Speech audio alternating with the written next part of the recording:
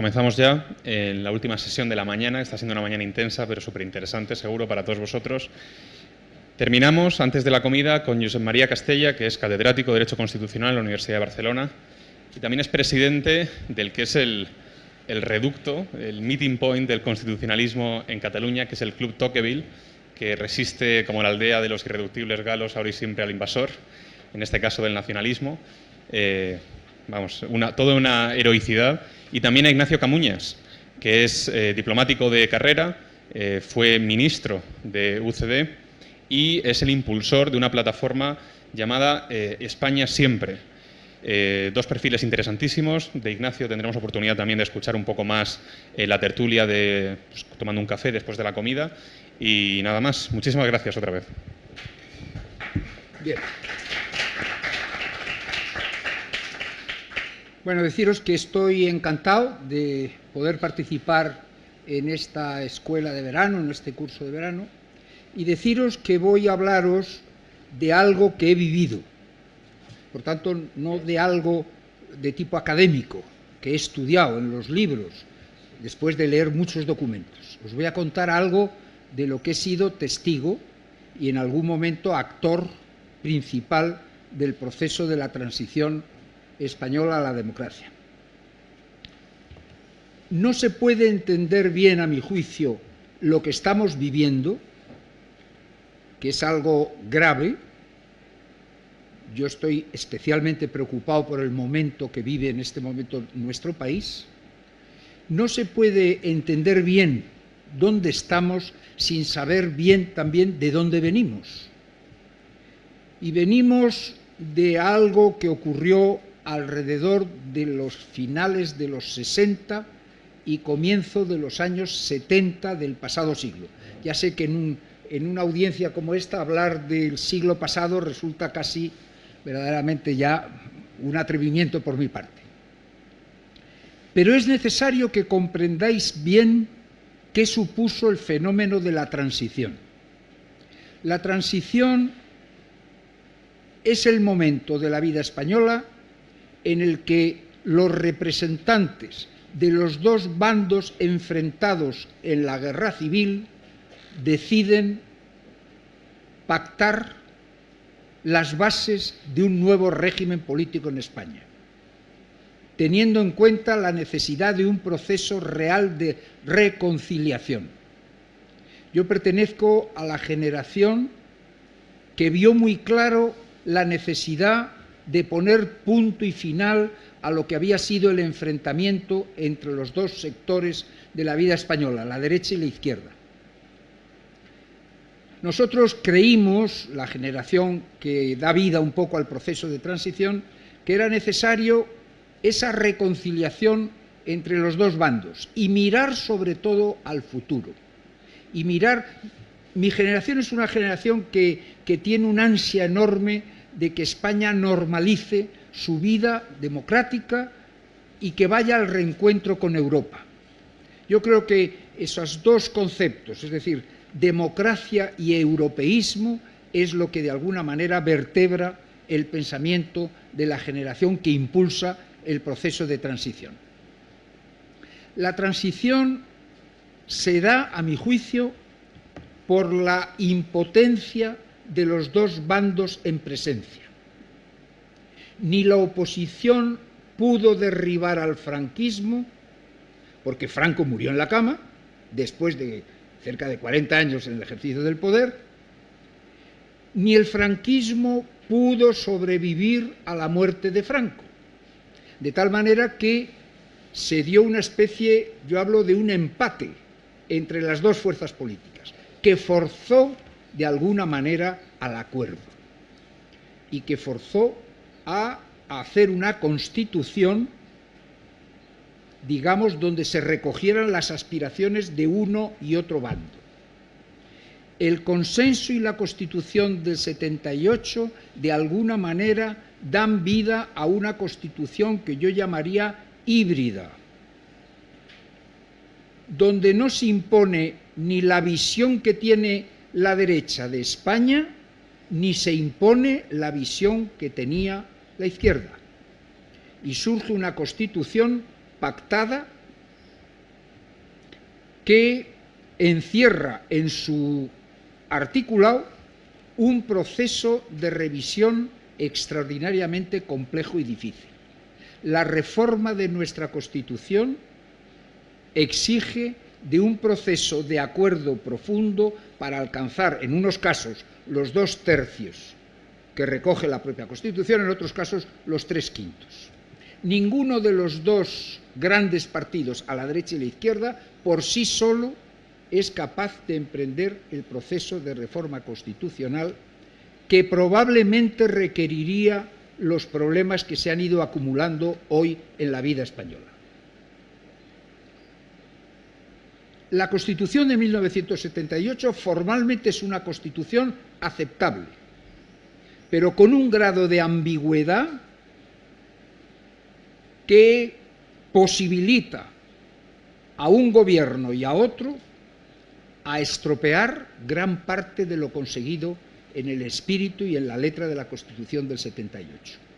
Han sido los partidos de la izquierda, de la derecha y del nacionalismo los que han hecho que la Constitución hoy día presente unas grietas y que nuestra democracia presente unas grietas muy complicadas de superar en estos momentos. La definición de los poderes del rey como jefe del Estado se ha dejado en una forma relativamente ambigua.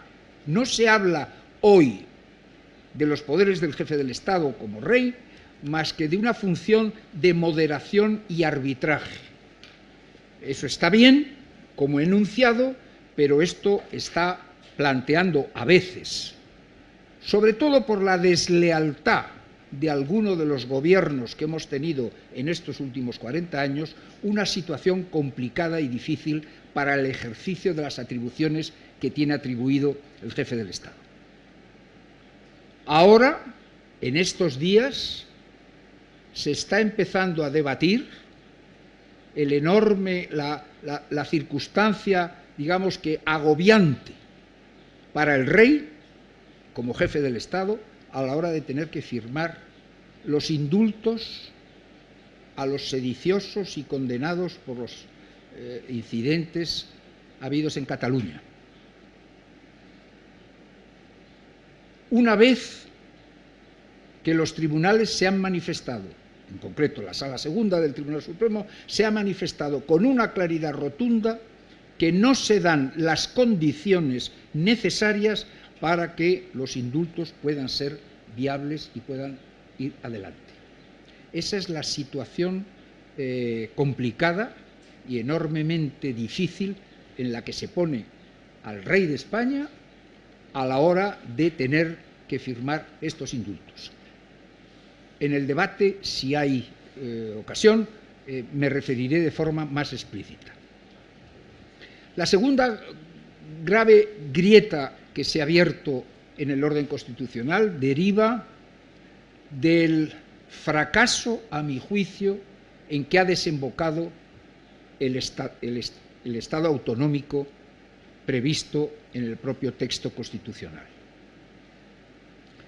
Es obvio y manifiesto que el Estado autonómico se hizo pensando en integrar a los nacionalismos vasco y catalán en el marco de la Constitución.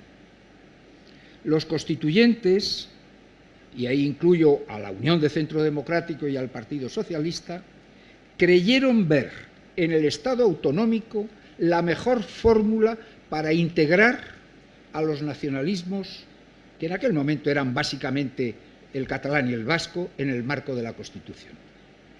Si esa fue la razón fundamental para el establecimiento del Estado autonómico, hay que decir, sin temor a equivocarnos, que la operación del Estado autonómico ha fracasado, porque no hemos conseguido lo que pretendimos en el año 78, que era integrar pacíficamente a los nacionalistas en el marco de la Constitución. Se ha visto con claridad durante unos años de una manera un poco ambigua a través del PNV y últimamente a través de la antigua Convergencia, hoy Junts per Catalunya, y la Esquerra Republicana de Cataluña, que no han aceptado para nada el marco constitucional y lo que han hecho es utilizar los instrumentos que les ha proporcionado el Estado autonómico para asaltar el Estado y el orden constitucional establecido.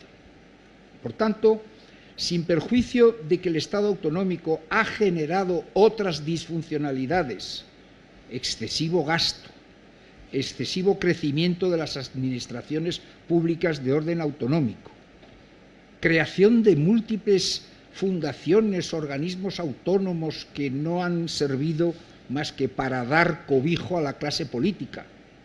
Ha sido la clase política la que se ha beneficiado principalmente del establecimiento del Estado autonómico y quien está manteniendo la necesidad de este proceso de descentralización que, a mi juicio, ha sido uno de los mayores errores bien intencionados, porque en el 78 creímos que esa fórmula era buena y era necesaria y era posible, pero al fin y a la postre ha resultado un fracaso.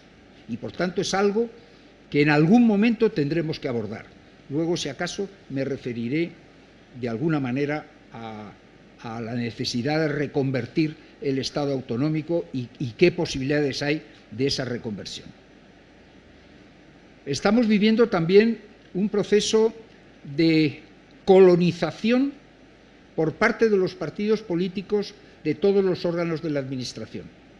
Apenas se respeta, digamos, la necesidad de que sean los funcionarios públicos que han accedido por concursos y oposiciones a esos puestos los que ejerzan sus actividades fundamentales. Son hoy día los partidos políticos, a través de múltiples nombramientos, los que están de alguna manera colonizando y protagonizando los principales órganos de la administración del Estado.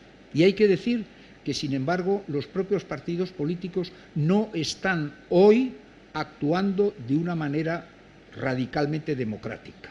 Los congresos de los partidos se están aplazando cuando conviene a los intereses propios de cada uno de los partidos.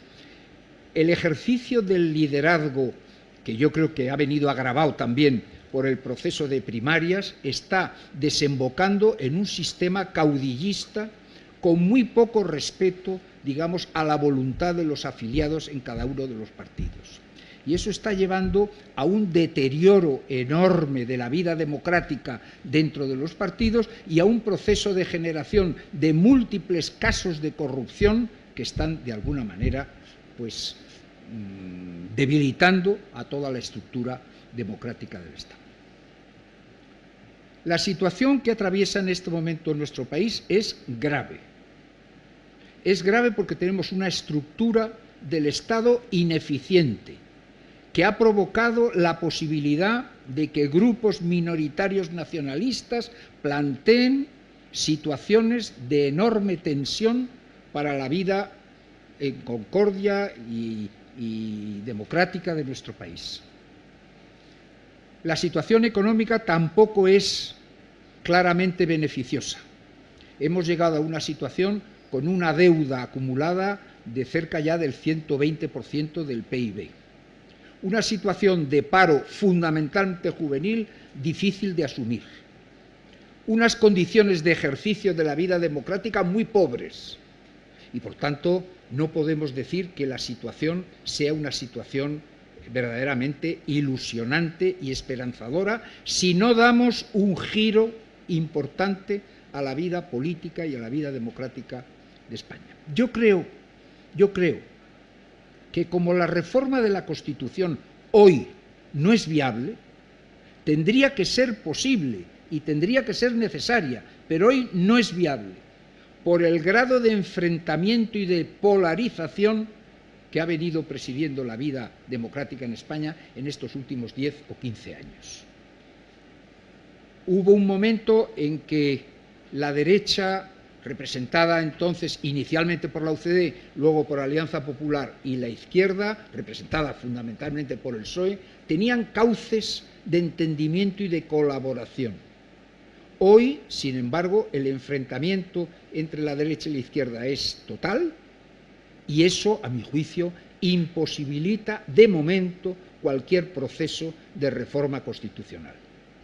Tendremos que utilizar otras vías más lentas. Yo siempre digo que lo mismo que el nacionalismo ha tardado prácticamente 40 años en llegar a la situación en la que estamos, la corrección de esa situación, que es indeseable, necesitará probablemente de un periodo tan largo como el que acabamos de vivir. Es decir, a lo mejor necesitamos un proceso de 20, 30 o 40 años si queremos reconducir todos los errores y los defectos que se han venido acumulando en estos últimos años. Y esos defectos y esos errores se han producido por la falta de patriotismo, de tener claro cuál es el interés nacional por parte de los dos partidos dominantes, tanto el PP y el PSOE. Ambos han preferido, cuando lo han necesitado, pactar con los nacionalistas en vez de llegar a un acuerdo con el otro partido, en el caso del PP con el PSOE, en el caso del PSOE con el PP. En vez de llegar a un acuerdo entre esos dos partidos, los dos partidos han preferido acudir al arrope y ayuda de los partidos nacionalistas para mantenerse en el poder. Y eso a costa de continuas concesiones y cesiones hasta llegar a la situación en la que nos encontramos, de un desafío permanente y frontal al orden constitucional por parte de unos partidos minoritarios que representan una porción del electorado en nuestro país súper minoritaria. Eso tiene, a mi juicio, un principio de solución, y no por vía de reforma constitucional, sino por vía de reforma de la ley electoral. La reforma que yo propongo, y que es viable, y que resolvería gran parte de este problema, es la reforma del artículo 163 de la Ley Orgánica de la reforma de la ordenación de la ley electoral. Hoy en España, para acceder al Congreso de los Diputados, hay que superar la barrera del 3% en cada circunscripción si quieres obtener un diputado que se siente en el Congreso. La reforma que yo propondría, y que puede ser perfectamente elaborada por, digamos, la derecha en el poder, porque la izquierda calculo que no va a querer esa reforma, sería la reforma de ese articulado, que diría que para acceder al Congreso de los Diputados hay que alcanzar el 3% de los votos en la mitad más uno de las circunscripciones electorales del país. Esa breve reforma llevaría posiblemente a la expulsión de los partidos nacionalistas, regionalistas, incluso provinciales, como es el caso de Cantabria, como es el caso de Teruel, como es el caso de Andalucía, de Asturias, del Congreso de los Diputados. Y que al Congreso de los Diputados emerjan las verdaderas fuerzas de representación nacional, de tal manera que las fuerzas nacionalistas, las fuerzas regionalistas, tengan su asiento en los parlamentos autonómicos y en las corporaciones locales, e incluso en el Senado de nuestro país, pero no en el Congreso de los Diputados, que es la Cámara viva de representación de la soberanía nacional.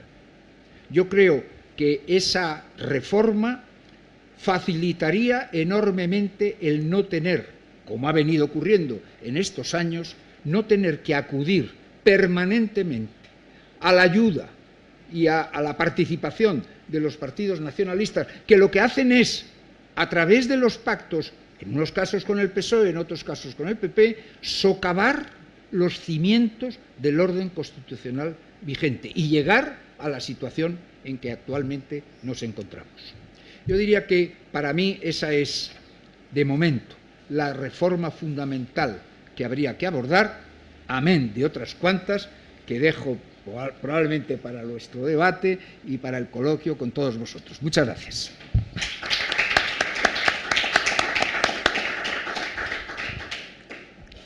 Yo quiero empezar agradeciendo a Juan Ángel y a Civismo, así como a New Direction, la invitación a estar aquí. Es un placer, además, compartir mesa con Ignacio Camuñas.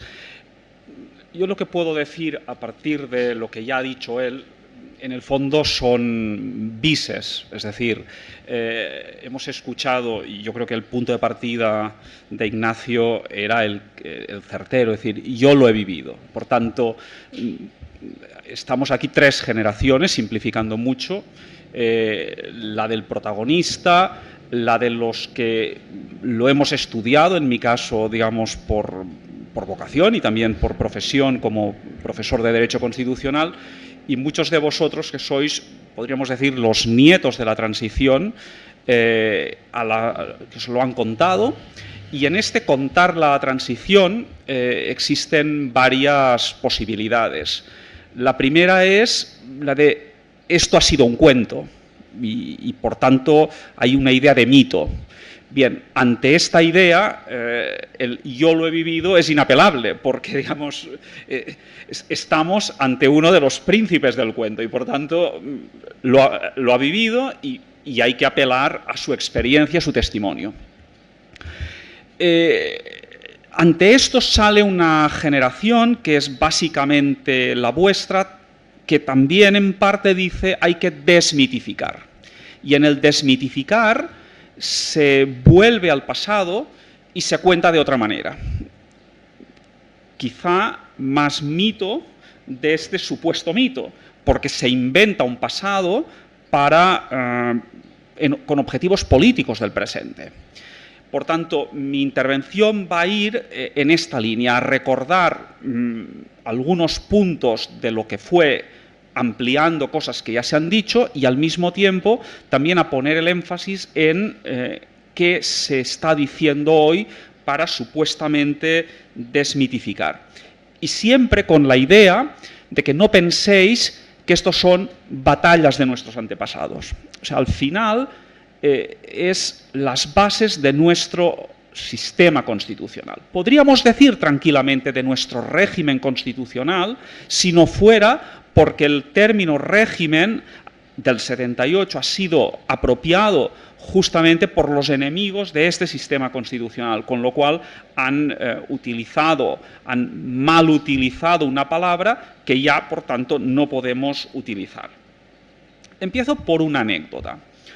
Me explicaba un compañero profesor de Derecho Constitucional que con un equipo de profesores están yendo a los institutos, a los colegios de secundaria, de bachillerato, a explicar a profesores de Derecho, de Filosofía, de Historia, los que enseñan a compañeros un poco más jóvenes que vosotros, acerca de las últimas etapas de la historia contemporánea de España. Y después de las explicaciones de qué fue la transición y qué supuso la Constitución, les hacen una breve encuesta en la que una de las preguntas es valore de 1 a 10 lo que significó la transición y la Constitución. La inmensa mayoría de los profesores que han participado en estos talleres valora entre 1 y 2. Significa que se ha instalado en ciertos ambientes intelectuales que luego transmiten a las jóvenes generaciones una idea muy deformada de la transición, porque si su percepción es de que fue muy mala, entre 1 y 2, significa quizás que no la hemos explicado suficientemente, significa también que ha habido unos potentes focos para deformar lo que fue. Ya sin más preámbulos, yo quiero empezar diciendo que se critica la Constitución del 78 no por contenidos concretos. Esto fue en el pasado, cuando se hablaba de posibles reformas del Senado, de la distribución de competencias, de los derechos sociales, principios rectores. Esto forma parte de lo políticamente posible, una reforma constitucional. Ahora lo que se está es impugnando lo que fue, precisamente lo que fue la Constitución, lo que fue el contexto en el que la Constitución salió, la transición, y todo el entorno que propició la elaboración de la Constitución. Voy a aludir a estos 3 puntos porque son 3 momentos, cronológicamente hablando. Primero, el método. La transición fue una reforma en lugar de una ruptura. La reforma podía significar varias cosas y se optó por lo que Torcuato Fernández Miranda, imaginó en la Ley para la Reforma Política. La clave es la Ley para la Reforma Política. Ahí se opta por una reforma en la que se devuelve al pueblo español los procedimientos de elección y, por tanto, de conformación de un parlamento, de unas cortes que han de ser las constituyentes y que elaboren una constitución. Por tanto, se está descartando, obviamente, la continuidad, no había fuerzas para ello. Se está descartando lo que seguramente pudo haber sido la opción del primer gobierno tras la muerte de Franco, reformas parciales. Y Fernández Miranda decía, porque no había la legitimidad de aquella clase política, de aquellas cortes franquistas, para llevar a cabo estas reformas parciales, y por eso se va a una reforma en las formas, pero que el resultado es un cambio. Y por tanto se descarta la última opción, la opción de la ruptura. Ahí, luego volveré sobre esto, el referéndum del 76, de 15 de diciembre del 76, la Ley para la Reforma Política, creo que fue capital. Segundo, el fruto de la transición es también una serie de leyes que preceden y una serie de decisiones políticas que preceden a la Constitución misma y que ya en su mayor parte se producen tras las elecciones justamente de 15 de junio del 77, aquellas que estaban encaminadas, reguladas desde la Ley para la Reforma Política. Ahí nos encontramos decisiones que significan clarísimamente el modelo por el que se opta. Primero, los pactos de la Moncloa. Ahí hay la idea de unos acuerdos sociales y económicos para pacificar y para poder centrarse en lo que fue el debate constitucional. Ahí está la ley de amnistía, que ahora se vende de una forma que no se corresponde con lo que fue. Y lo que fue un acto muy importante de borrar los delitos, borrar lo que era la sanción a una serie de comportamientos que en parte habían sido de oposición al franquismo y que llegaban incluso a delitos de sangre, a comportamientos terroristas. Por tanto, la máxima generosidad, el máximo perdón. Tercero, está toda la idea de apertura internacional. Y ahí nos encontramos con que es en este momento cuando se ratifican los grandes pactos de derechos internacionales de la ONU o España ingresa en el Consejo de Europa y por tanto abre las puertas a lo que luego será la entrada en la OTAN, la entrada en la Unión Europea, en aquel momento al Consejo de Europa y a los grandes pactos de derechos humanos. Y desde el punto de vista territorial, el retorno de Tarradellas y el restablecimiento de la Generalitat también significa una determinada apuesta muy clara, no de integración de los nacionalismos, sino más amplio en este caso del pueblo catalán. Tarradellas apela a los ciudadanos de Cataluña, más amplio. Por tanto, todo esto, más alguna otra decisión, antecede a lo que es la elaboración misma, o va correlativa a la elaboración misma de la Constitución, de la que se ha destacado el consenso. Tratemos de ver mínimamente alguna pincelada de lo que significa este consenso. Ya se ha dicho, es un pacto, ahora por decirlo en palabras de Alfonso Guerra, un pacto de renuncias. Cada uno renuncia a parte de su ideal en aras del bien común. Esto ahora puede ser visto como actos de traición a sus respectivos electorados. Pero esta es la esencia de la democracia representativa. La deliberación significa negociar, ponerse de acuerdo y, por tanto, abandonar parte de la posición propia. Por tanto, ahí está la primera de las claves que me parece importante destacar. La segunda es la participación del pueblo en esto, porque se dice, esto fue un proceso de las élites en el que el pueblo fue comparsa. Y si nosotros miramos las 3 intervenciones directas del pueblo español entre el 76 y el 78, son determinantes. Como decía antes, es determinante el referéndum para la ley para la reforma política, en la que lo que se dilucidaba era la vía reformista, impulsada por el gobierno Suárez, frente a la ruptura de las izquierdas de la oposición que defendían la abstención, y los inmovilistas, lo que quedaba del régimen, que defendía el no. Pues si nosotros miramos los resultados de aquel primer referéndum, el más participado, un 77% de votos, y por tanto un 22% de abstención, es una clara victoria de la opción reformista frente a la opción de la ruptura. Y además, el 90 y pico por ciento votó sí frente al 3% que votó no. Es un claro rechazo al inmovilismo. Esto, leído hoy, nos puede parecer muy obvio, pero no siempre ha sido así en otras experiencias comparadas. Y se puede jugar a, si queréis, contrafactualismo. ¿Qué hubiese sucedido si? ¿Qué hubiese sucedido si el 50% no hubiese ido a votar? Esto hubiese sido una gran arma para la oposición y, por tanto, para impulsar la vía de la ruptura. ¿Qué hubiese sucedido si el 40-45% hubiese votado no? Esto hubiese dado grandes armas a la continuidad. Lo que estoy diciendo es exactamente lo que ocurrió en Chile en el año 88.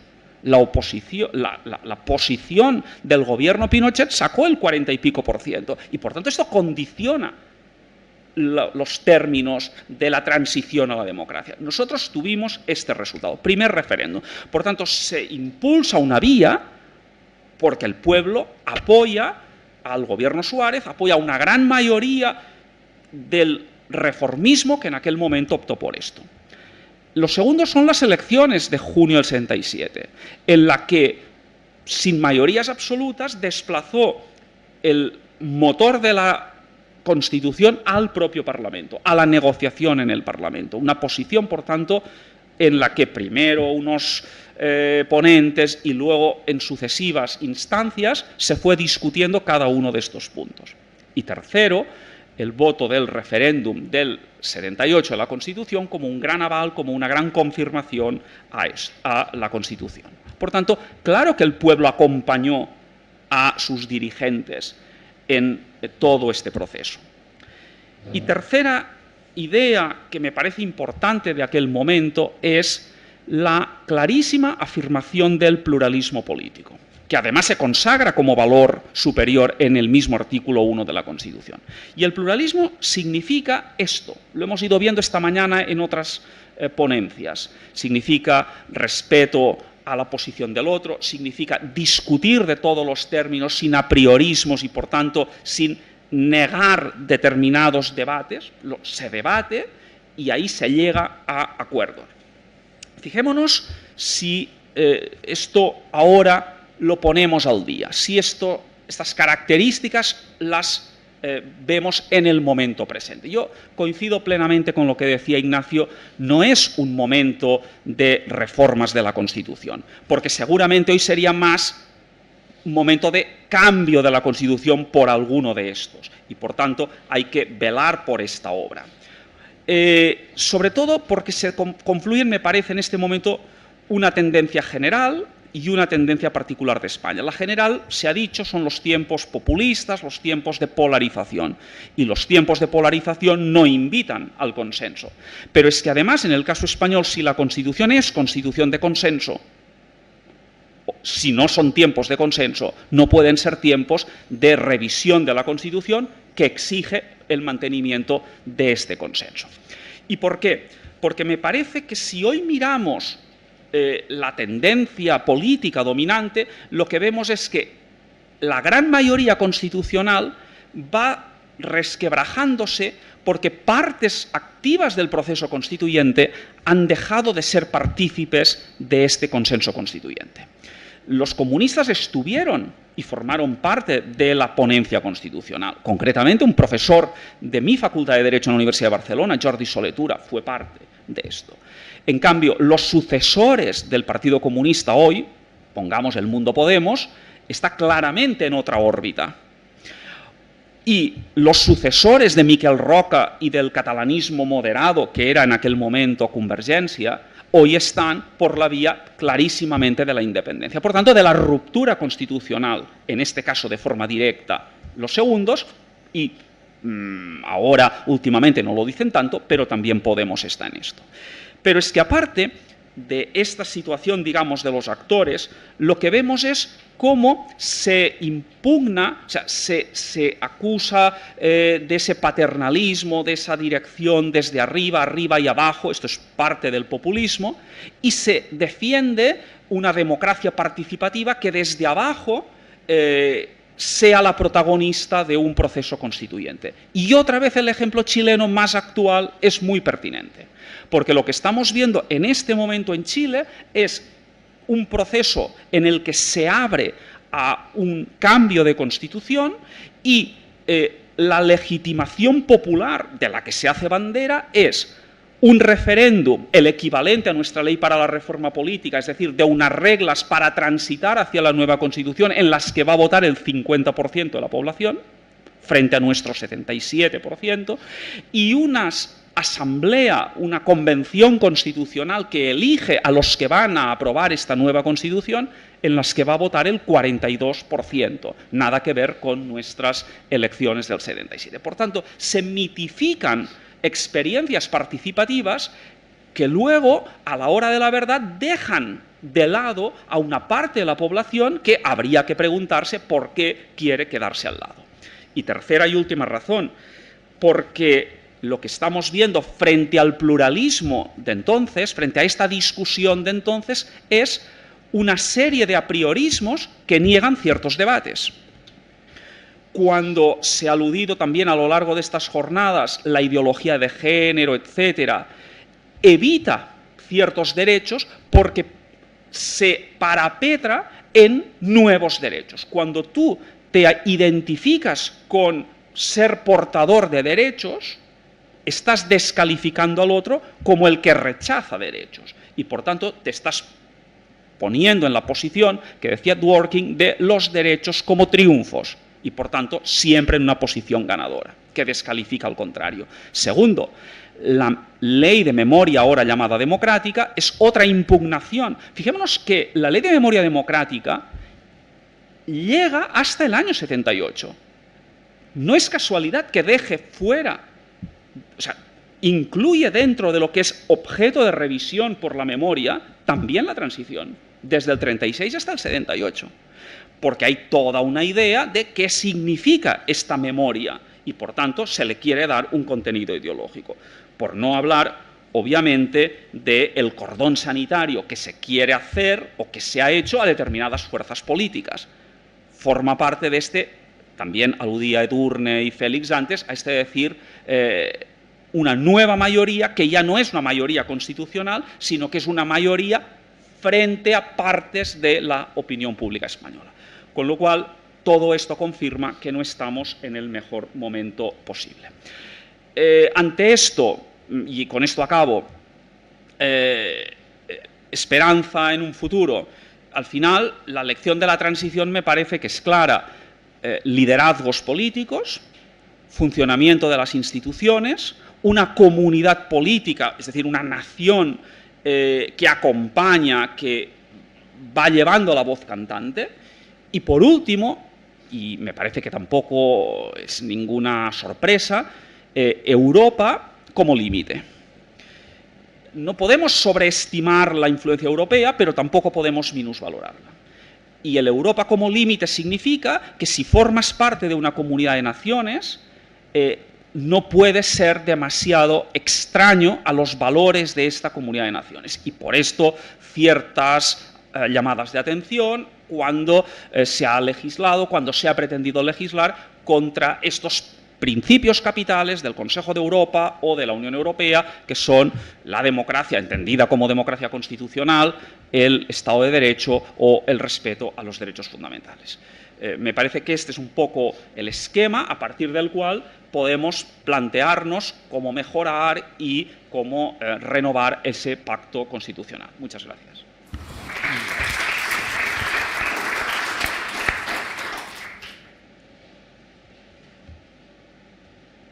Bien, pues pasamos al turno de preguntas.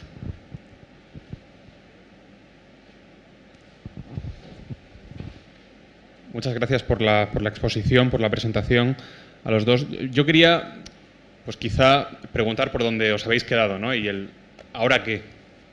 Es una pregunta muy genérica y es, ¿vive España un momento en el que sea prudente acometer reformas de calado? ¿O esto es equivalente a abrir la caja de Pandora, es decir, sin una educación previa de la ciudadanía, sin una información previa, ¿no?, de cómo hemos llegado hasta aquí, etcétera, ¿no?, toda esta luz que habéis arrojado vosotros ahora? ¿Es momento de acometer reformas de calado o esto sería, efectivamente, abrir la caja de Pandora y el resultado sería peor, ¿no?, en aras a ese reformismo y demás, sería peor que lo que tenemos en la actualidad? Muchas gracias. Bueno, yo lo primero que querría es volver a insistir en que estamos en una situación muy grave en estos momentos en España. No quiero insistir en los problemas económicos, sociales, que existen, porque los conocéis de primera mano. El paro, el endeudamiento, la falta de horizontes para la juventud, la crisis de valores, la falta de respeto al derecho a la vida. Me refiero fundamentalmente ahora, en estos momentos y en el contexto de esta reunión, a la crisis política que acompaña esta crisis económica, social y de valores. La crisis política deriva del fracaso del modelo autonómico,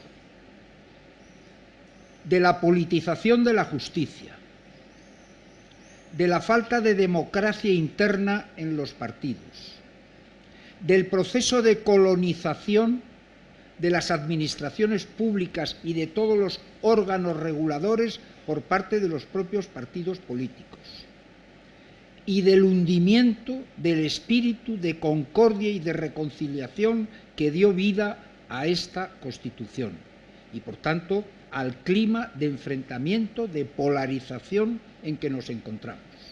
Ese, a mi juicio, es un poco los principales puntos que conforman esta situación políticamente, a mi juicio, grave que atraviesa el país. Soluciones las hay, pero no son fáciles ni se podrán lograr en poco tiempo. No son fáciles, repito, porque la situación que tiene actualmente el país exigiría de una reforma de la Constitución. De la situación de gravedad en la que nos encontramos no saldremos fácilmente si no hay una reforma de la Constitución. Y la reforma de la Constitución, en los términos en que actualmente vivimos, hoy no es posible. Tendría que producirse una renovación en profundidad del Partido Socialista Obrero Español, abandonando claramente lo que ha sido la trayectoria seguida por ese partido en los gobiernos de José Luis Rodríguez Zapatero y Pedro Sánchez, para volver a lo que fue el espíritu que presidió la actividad básica del Partido Socialista Obrero Español en la transición. ¿Se dará esa mutación, esa reforma, esa renovación en el Partido Socialista Obrero Español? No lo sé, yo hoy lo dudo.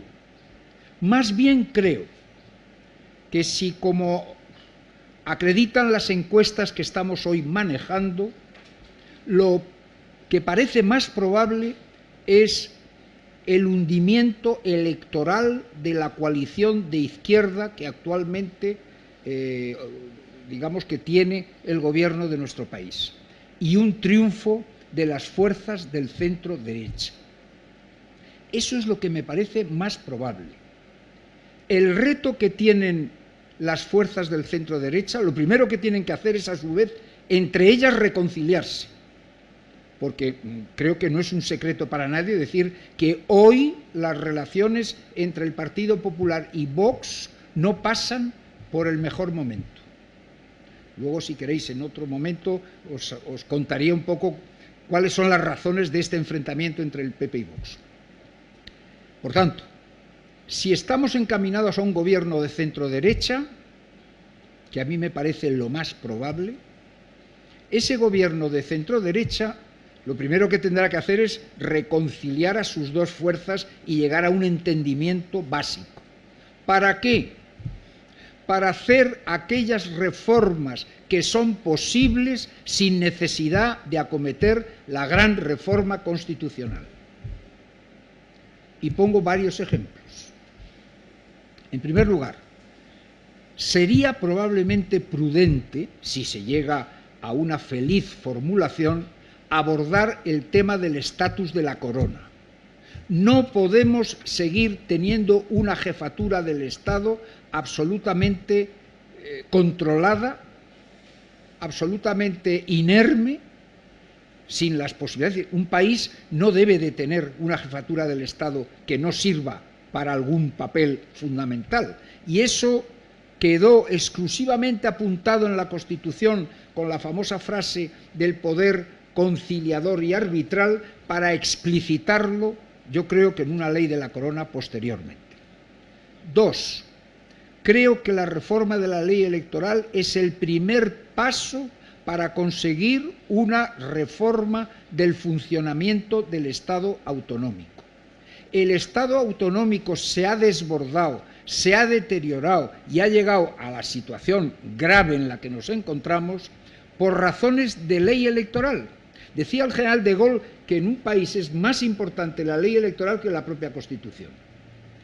Si hemos llegado a la situación grave en la que estamos es por la ley electoral, porque han accedido grupos, grupúsculos que no representan la soberanía nacional, sino a intereses muy particulares y que han accedido al Congreso de los Diputados y se han acabado convirtiendo en el poder arbitral para la decisión de la formación de los distintos gobiernos.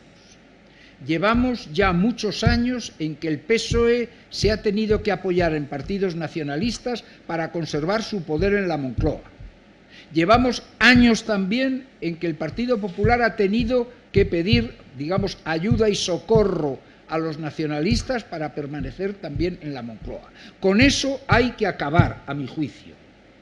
Y se acaba con lo que antes he abordado, de una reforma de la ley electoral que posibilite que solamente accedan al Congreso de los Diputados aquellas formaciones que tienen una implantación nacional y no formaciones que indican exclusivamente intereses regionales muy respetables o intereses locales.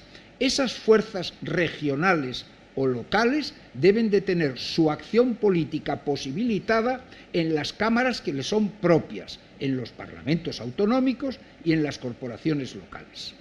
Incluso hemos tenido que asistir a la bravata y al desprecio de líderes de esos partidos nacionalistas, decir en el Congreso de los Diputados que la gobernabilidad a ellos y la suerte de España les importa un pimiento.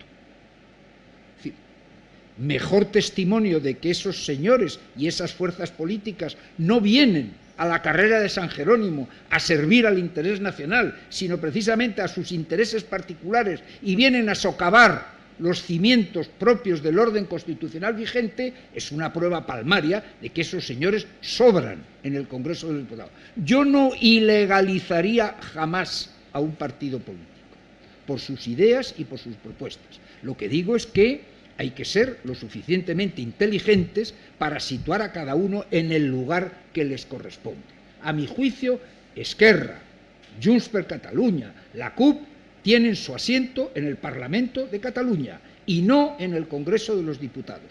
Guste más o guste menos. Y otro tanto digo del PNV, que con una representación ridícula del electorado nacional vienen condicionando la actividad de los distintos gobiernos durante los últimos 30 años.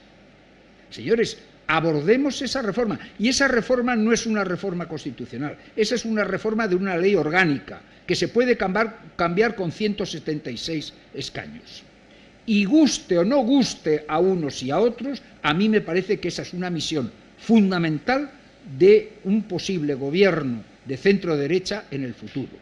Gobierno que debería de tener un plazo de tiempo suficiente para abordar esas reformas, porque otro tanto cabe decir del problema de la politización de la justicia. Hay que volver a lo que decía la Constitución, que cambió el Partido Socialista a su antojo, y es a que por lo menos, haya 12 de los vocales que van a sentarse en el Consejo General del Poder Judicial elegido por los propios jueces y no por los partidos políticos. La ley de organización del Poder Judicial es también posible. El PSOE la cambió con su mayoría.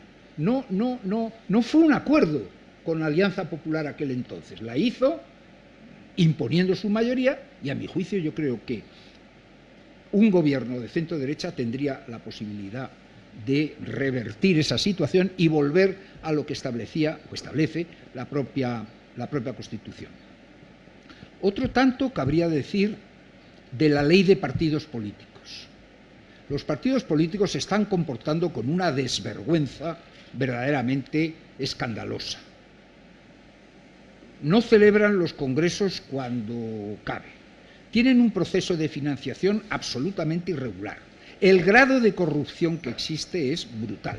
Encima, pretendiendo utilizar y considerar más democráticos, han impuesto un sistema de primarias que, a mi juicio, es un disparate.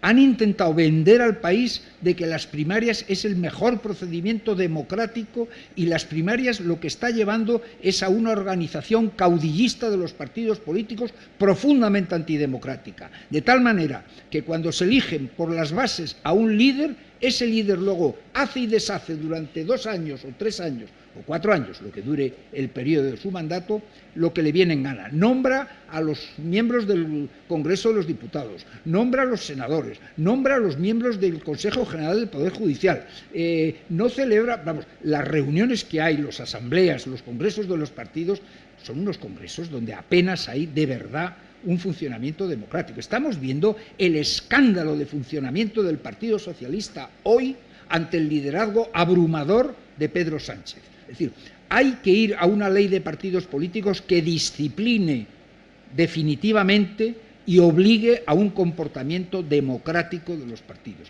Y hay que profesionalizar a la administración de nuevo, que ha sido invadida por los propios partidos políticos. La primera medida que habría que tomar, por ejemplo, en orden a la reforma de la administración, es que los partidos políticos no puedan ocupar las direcciones generales de todos y cada uno de los ministerios, y que ese sea el papel de los propios funcionarios que han sido cooptados a través de métodos de oposición y que, por tanto, garantizan la independencia de la administración. La administración ha sido absolutamente asaltada por los partidos políticos. Otro tanto cabe decir de los órganos reguladores. Son muy importantes para el funcionamiento democrático de un país. La Comisión Nacional del Mercado de Valores, la Comisión Nacional de la Competencia, la Comisión, en fin, el Banco de España. Es decir, esas instituciones son, entre otras, las que garantizan también el equilibrio y el funcionamiento democrático de España. Para todo ese conjunto de reformas no hace falta reformar la Constitución. Hace falta tener el espíritu, la convicción y el liderazgo para llevarlas a cabo. Intentar convencer a la opinión pública y a los medios de comunicación de que esas reformas las necesita vitalmente el país. No podemos seguir así más años. Se está pudriendo la organización política en España y, consecuentemente, está causando graves deterioros a la estructura social y a la estructura cultural. Por tanto, la situación es grave, pero hay posibilidad de dar un volantazo y volver a que el automóvil discurra por cauces más razonables dentro de la autopista de la convivencia nacional. Yo estoy de acuerdo, sobre todo con lo que decía ahora al final. O sea, primero, lo ha dicho antes, se trata de una obra para 20, 30, 40 años. No se puede revertir la situación en un breve periodo de tiempo. No. Afirmado esto, lo segundo es, debe haber una voluntad política de hacerlo y, por tanto, un liderazgo capaz de hacerlo. Y ahí es donde yo ya empiezo a ver los problemas y ahí empiezan mis dudas y hasta mi desesperanza, porque primero hay que ver este liderazgo, un liderazgo capaz de convencer a una mayoría social para ello, pero segundo y principal, porque al final estas reformas que afectan a la posición de los partidos en la vida pública la deben llevar a cabo los propios partidos políticos. Y hasta ahora se ha visto que, para empezar con la ley orgánica del Poder Judicial, han habido mayorías absolutas del Partido Popular y el Partido Popular no ha afrontado esto. Es decir, es muy difícil que los partidos se autolimiten en su presencia en órganos independientes, en órganos reguladores, o que decidan afrontar ellos mismos un cambio en la ley de partidos que eliminaría o que quitaría a sus líderes parte de este poder que tienen. Ahí es por donde yo veo. Porque en un sistema presidencial, y no digo que esté a favor de un sistema presidencial, simplemente trato de buscar una comparación, en un sistema presidencial, aludías a De Gaulle, y no es casualidad en este sentido, un presidente fuerte puede de alguna manera convocar a la nación y llevar a cabo determinadas reformas. En un sistema parlamentario no tenemos esto, tenemos otras ventajas y ahí efectivamente la reforma debe ser una reforma en que el liderazgo necesita al Parlamento, una mayoría parlamentaria y social popular para no dejar solos a esa mayoría política. Yendo a dos o tres cuestiones concretas que has planteado y que yo tengo ahí a mis reticencias. La cuestión electoral. La cuestión electoral, o sea, ¿qué duda cabe que una reforma electoral serviría para... o sea, podría ser el nudo gordiano para determinadas reformas? Estoy de acuerdo. Pero en el concreto caso de la reforma que propones, le veo un problema práctico que se nos demuestra cada vez que hay elecciones al Parlamento Europeo. Y es cómo los partidos nacionalistas forman candidaturas conjuntas para alcanzar los votos suficientes y de esta manera estar representados. ¿Esto qué significa? Significa que al final podría haber una candidatura, digámoslo así, nacionalista que se presentara en casi todas las provincias de España, porque ahora no solo hay los partidos nacionalistas, que ahora también hay los partidos provincialistas, que por tanto alcanzarían el 3%, aunque luego el 3% hay que decir, en el fondo el 3% solo opera en Madrid y Barcelona, porque en las otras se necesita más del 3%. En Teruel existe, está en el Congreso de los Diputados, porque sacó más de un 20% en su circunscripción. Ahí la suma de todos estos llevaría a cabo que estuvieran en la forma de grupos territoriales, por decirlo así, también en el Congreso de los Diputados. Es decir, cuando hay una realidad, este es el problema, cuando hay un descontento, cuando hay por lo que sea, una parte de la población que cree que es útil, que estando en el Parlamento van a poder obtener algo a cambio, esto se organiza políticamente de la forma que sea. Y luego el tema de la corona. Las repúblicas parlamentarias, estoy pensando por ejemplo en el caso italiano, tienen un margen de maniobra los presidentes muy amplios en el momento de una crisis de gobierno. Y lo hemos visto en Italia con sucesivos jefes de Estado, presidentes, que han podido incluso cesar a un primer ministro y reconducir la situación. El último caso, el primer ministro Draghi, como líder de la circunstancia política italiana en este momento.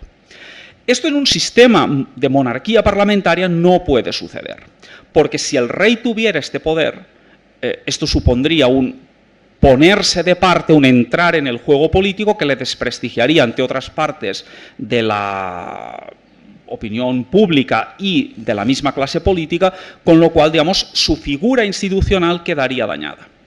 La gran ventaja de una monarquía parlamentaria está en los momentos de crisis de Estado, como se vio en el 23F y como se vio en la crisis catalana en octubre del 2017. Porque ahí sí que la figura del rey es una figura suprapartes, capaz de unir a la nación.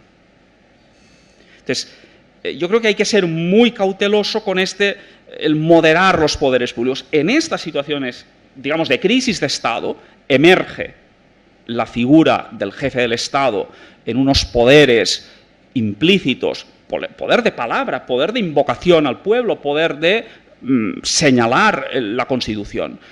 En crisis ordinarias yo tengo muchas dudas de que fuera esto conveniente. Dos apostillas. Primero, yo te aseguro, pero claro, habría que verificarlo, ¿no? Yo te aseguro que en más del 50% de las provincias españolas, que son los distritos electorales, esas coaliciones no sacarían ningún escaño. Es decir, yo no veo una coalición galeusca, por poner un primer ejemplo. Canarias, Navarra. Sí, todos. Que te has creído tú que los canarios se unen con los de Galicia y los de Navarra y tal. Y vamos a ver quién vota a esos señores en Soria, en Burgos, en Teruel, en Albacete, en Huelva, en Orense. La prueba es que, fíjate lo que te digo, si yo lanzo esa idea, verás tú cómo se me tiran al cuello todas las fuerzas nacionalistas, porque saben que es una manera democrática de situar y ordenar el tablero político electoral. Es decir, mi tesis es que hay fuerzas locales. Es decir, Teruel existe, debe de tener una magnífica representación en el ayuntamiento de Teruel. Lo que no puede venir es aquí a chantajearnos al Congreso de los Diputados un señor que representa, no sé, el 0,07 del electorado nacional. No, usted tiene su asiento en los señores de Junts per Catalunya o de la CUP, que se sienten en el Parlamento de Cataluña. No tienen representación a nivel nacional porque no se presentan más que en 2 circunscripciones electorales. Mi tesis es que para sentarte en el Congreso de los Diputados tienes que acreditar una representación suficiente. Yo no he dicho el 100%, he dicho el 50%. Tienes que acreditar una representación suficiente en el ámbito nacional. Esa es mi idea. Y además creo que eso se daría si se aprueba ese tema. El rey. Yo no he propuesto, ni tengo en la cabeza que el rey tenga los poderes del presidente de la República Italiana. Evidentemente que no. Lo importante es que al rey se le proteja y se le prestigie, porque es una figura única y que un país, como has dicho tú muy bien, en los momentos de crisis puede y debe jugar un papel importante. Para eso, lo primero que tiene que estar es respetado y prestigiado, y no tenerlo aquí y allí. Ahora usted va a Paraguay, pero no va usted a Venezuela, o habla usted aquí, o usted en el discurso de final de año dice esto o no dice lo otro, y usted no va a la entrega de los despachos. No. Eso no es transformar al rey en el presidente de la República, eso es un comportamiento. Lo digo eso porque probablemente yo siempre he dicho que la monarquía española no es como la monarquía británica o inglesa, porque los problemas de España no son los mismos que los de la Gran Bretaña. Igual que la monarquía española no es lo mismo que la monarquía marroquí, tampoco es igual que la monarquía danesa, porque España tiene unas tradiciones, ha tenido que solventar unos problemas que requieren de que el rey, siendo un rey absolutamente respetuoso con la vida parlamentaria, es un rey que respeta absolutamente la gobernación por parte de los partidos políticos que han conseguido los mejores resultados en las elecciones, sin embargo sí tiene que tener un papel residual de prestigio para poder ejercer en su momento las funciones de moderación y arbitraje. Y me voy a acercar ahora a una situación muy particular y enormemente debatida en estos momentos. El tema de la firma por parte del rey de los indultos a los condenados por sedición por el Tribunal Supremo. Se dice que el rey no tiene más remedio que firmar los indultos que vengan precedidos de la petición que haga el gobierno de la nación en su momento. Y yo me pregunto, ¿el rey tiene poderes, como dice la Constitución, de moderación y, subrayo, de arbitraje? Nadie lo pondrá en duda. Está consagrado en la Constitución. El rey tiene como función principal el ejercicio del poder de moderación y de arbitraje. Y añado, ¿no hay verdaderamente una situación necesaria de arbitrar como la que se da en el caso de los indultos en este momento? ¿Por qué hablo de arbitrar? Pues porque hay un choque manifiesto entre dos poderes del Estado, el poder judicial y el poder del gobierno. El Tribunal Supremo ha declarado claramente cuáles son los requisitos para que ese indulto, esos indultos puedan ser tramitados. Se habla, como es natural, de una petición individual, uno a uno, si no, no se pueden tramitar los indultos, y se habla de la necesidad de un arrepentimiento y de una declaración de que no volverán a cometer, que es justo lo contrario de lo que están haciendo estos señores.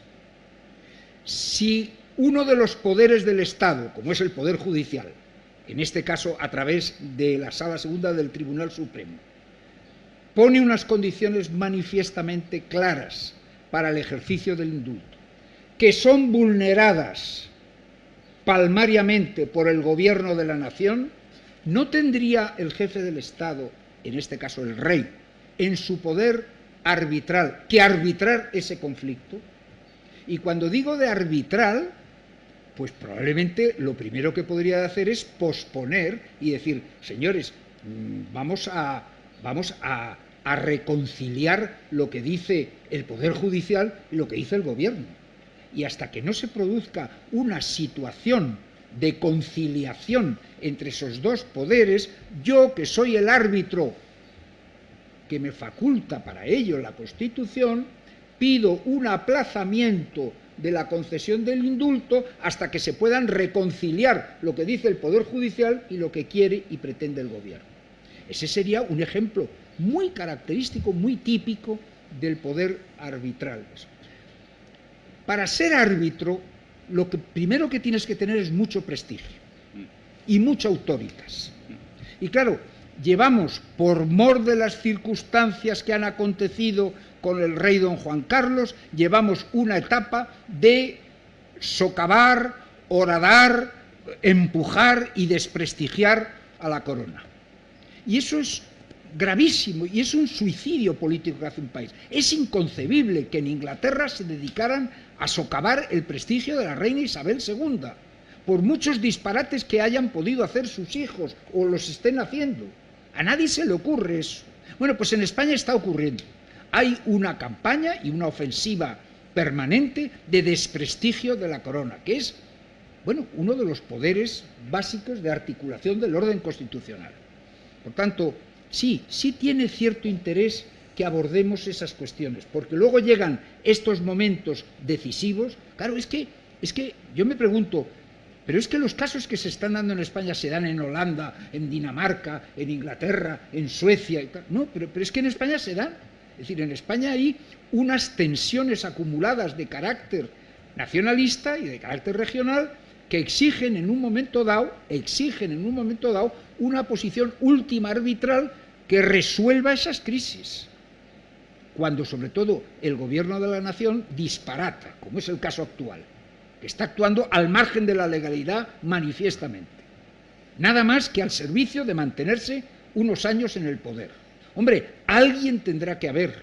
No podemos remitir el tema y decir, bueno, ya en las próximas elecciones generales se solventará el tema. Sí, por supuesto que se solventará, pero antes tiene que haber algún poder del Estado que ponga orden en el desconcierto y en el disparate. Ese era el sentido de mi exposición en relación con el jefe del Estado. Y lo que pasa es que al final el poder que dilucidará esto será el propio Tribunal Supremo. O sea, esto ya hay un mecanismo constitucional. Será el Tribunal Supremo el que acabará viendo si las condiciones del indulto están dentro o no de la legalidad. La clave para mí es lo que tú has dicho de la autoritas. Y la autoritas, al final, se gana, es muy difícil de regular. Este es el tema. Y luego, en relación con los partidos... Yo lo que he hecho es una llamada a la deslealtad que supone ir socavando día a día el prestigio y la autoridad del jefe del Estado. Este es el drama, que los gobernantes que deberían proteger a la figura del jefe del Estado no lo están haciendo. Y luego, en relación con los partidos, también hay una parte de responsabilidad de los partidos. Simplemente son apuntes complementarios, no son ganas de contradicción. Es decir, ¿por qué surgen partidos como Teruel existe? Porque el funcionamiento de los partidos jerarquizado ha hecho que no haya una representación de los territorios, de los habitantes de los territorios allá. Es decir, en el sistema inglés, o con el sistema mayoritario, el diputado es diputado de cada provincia y, por tanto, defiende también los intereses de aquella provincia. Señores, el debate está siendo interesantísimo, pero tenemos comida en la que podemos seguir el debate y luego un café muy agradable con don Ignacio, en el que también podemos seguir discutiendo estos temas. Es que si no, nos cierran el comedor tienes y nos, razón. nos Aparte que quedamos este es todos un sin debate comer. que podría durar hasta las 9 de la noche, tranquilamente. Pues, si se queda, lo tenemos hasta las 9. Fenomenal. Muchísimas gracias.